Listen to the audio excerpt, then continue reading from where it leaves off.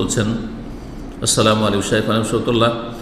আমার ছোট ভাই ডিগ্রি ফাইনাল পড়ে, ইসলামের তেমন কোনো জ্ঞান নেই। সে ফেসবুকে ভিডিও বানিয়ে ইনকাম করতে চায়। এখন ইনকাম সময় নেই, পড়াশোনা করতে চায়। আল্লাহ হেদায়েত করবে সব ছেলেদেরকে। তার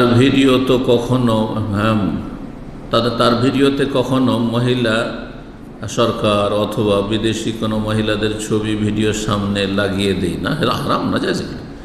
সাধারণ ভিডিও বানায়, ভিন্ন কোনো খারাপ নেই, দুনিয়াবি এমন মোটিভেশনাল কথা বলতেছে, সাধারণ বক্তাদের নিয়ে কথা বলতেছে, কিন্তু ইনকাম করবে ফেসবুক গিফট আর মনিটাইজেশনের মাধ্যমে ইনকাম করবে। এটা কতটুকু হালাল?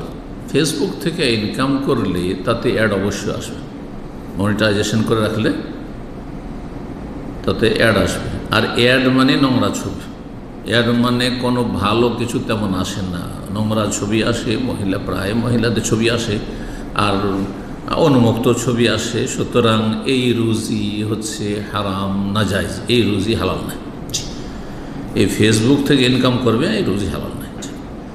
কমপক্ষে শুবহাত ওমান ওয়াকাফিল শুবহাত ওয়াকাফিল হারাম, নবী সাল্লাল্লাহু আলাইহি ওয়াসাল্লাম বলছেন, যে ব্যক্তি সন্দেহপূর্ণ বিষয়ে লিপ্ত হইল, হারামও হইতে পারে আর জায়েজ হইতে পারে, সে হারামে লিপ্ত হয়ে